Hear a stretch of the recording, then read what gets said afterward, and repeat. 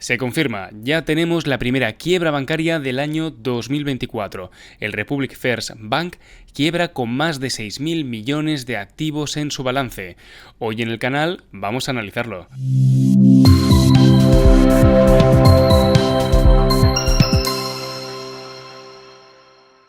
La prensa económica la semana pasada ya nos informó de la quiebra del Republic First Bancorp. No confundir con el que el año pasado quebró también, que fue el First Republic Bank. En este caso, como podéis ver a fecha del 29 de abril, Republic First Bancorp anuncia su bancarrota y es comprado por un competidor, y la quiebra se produce en una situación en la cual la compañía tenía más de 6.000 millones en su balance, lo que en comparación con lo que otros bancos se quebraron en el año 2023 no presenta tanta preocupación, ya que, por ponerlo en contexto, el Silicon Valley Bank, por ejemplo, quebró con 200.000 millones de activos en su balance, con lo cual a nivel cuantitativo no constituye algo verdaderamente arriesgado, pero sí que creo que a nivel cualitativo merece la pena que en el canal abordemos cuáles son los motivos que han llevado a esta compañía a quebrar exactamente y qué es lo que vosotros inversores, cuando estéis analizando, ojalá a través de la plataforma de Systematic Value Investing, acciones del sector bancario, debéis analizar antes de embarcaros en cualquier tesis de inversión del sector bancario. He de deciros que el sector bancario en sí es una de las industrias más complicadas de entender, porque realizar una valoración sin entender cuáles son los activos en los cuales está invertido el banco y cuáles son los pasivos que tiene el banco constituye una auténtica temeridad. Además, por el apalancamiento operativo que tienen estos negocios, cualquier error es multiplicado por un montón de veces, y es por eso que si en el sector de la carpintería es complicado que un becario te arruine el negocio, en el sector de la banca, por el apalancamiento operativo, un becario haciendo una mala operación en los mercados financieros puede arruinarte la entidad, por ponerlo en contexto, porque todo al final es una cuestión del apalancamiento con el cual están jugando estas entidades. ¿Ok? Así que, en primer lugar, tenemos la noticia del Republic First. Aquí a modo recordatorio os he traído otros links, como por ejemplo este de Investopedia, que nos recuerda exactamente qué es lo que pasó con el Signature Bank, y también rememorando un poco el pasado, ¿no? También pues hemos hablado antes del Silicon Valley Bank y del First Republic Bank, ¿vale? Pero en general, lo que les ocurrieron a todos estos bancos en el 2023 y lo que se está repitiendo ahora mismo en el 2024 es una situación en la cual estas entidades no han sabido cubrir bien su posición cuando los tipos de interés han empezado a subir, haciendo que las pérdidas en su balance fuesen cuantiosas por no haber cubierto esa situación y provocando problemas de que si la liquidez escaseaba y tenían problemas de liquidez y se veían obligados a vender esos activos a largo plazo, como presentaban grandes pérdidas, esas pérdidas no realizadas se acababan realizando y llevaban a la entidad a la quiebra, ¿no? Es lo mismo que ha pasado en los 4 bancos que acabamos de analizar.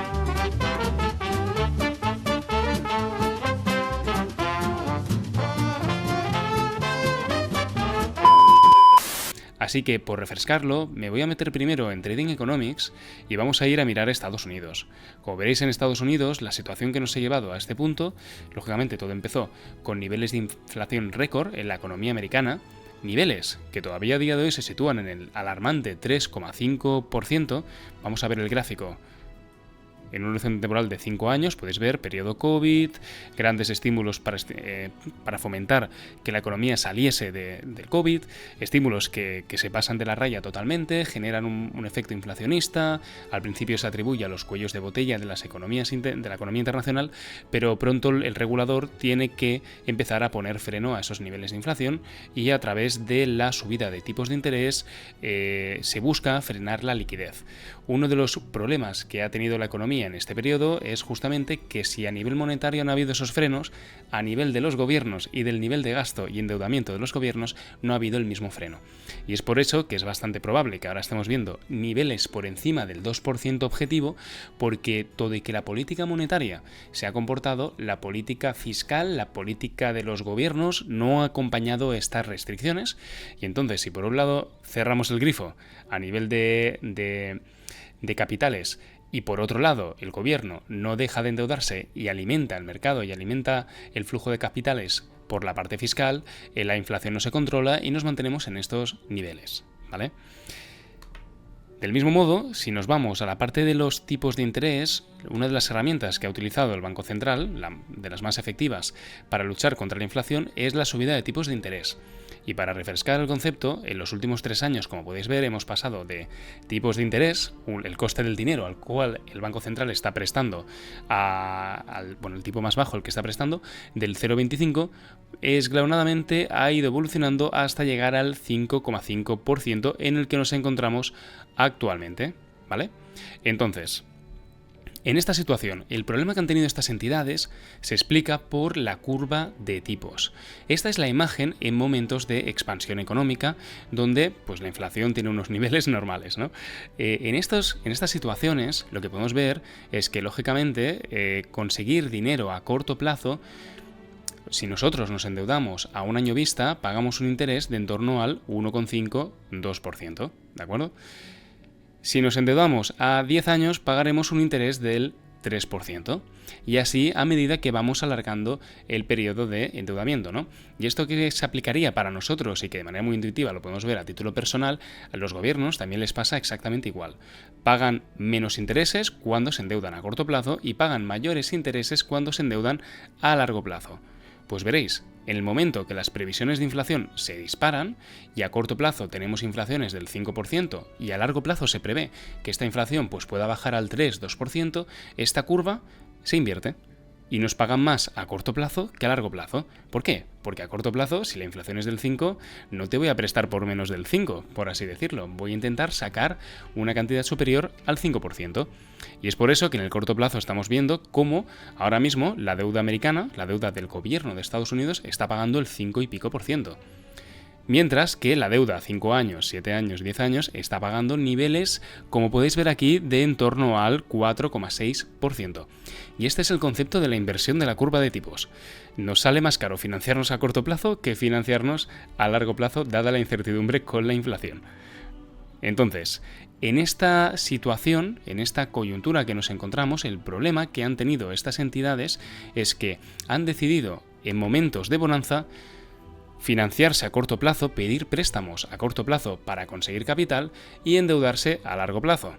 Lo que ocurre es que en el momento en que a largo plazo, si tú te habías endeudado y te estaban pagando el 3%, ahora el mercado a corto plazo está pagando el 5% y a largo plazo, pues estos tipos incluso han subido con la inflación esperada, tu deuda a largo plazo vale mucho menos.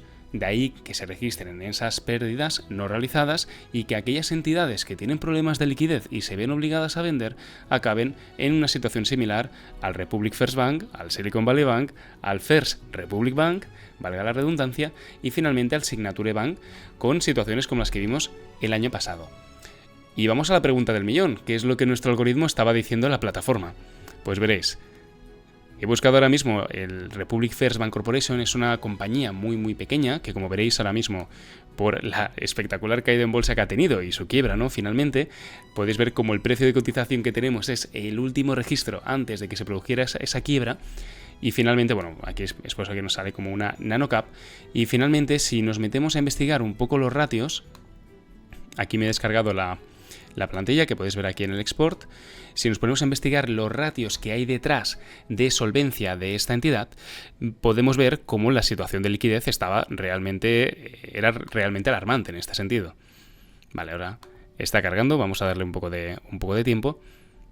Vale, podéis ver que incluso a nivel de valoración, el software, como al final es conservador, si no lo ve claro, prefiere no valorar antes que dar una valoración posible, ¿no?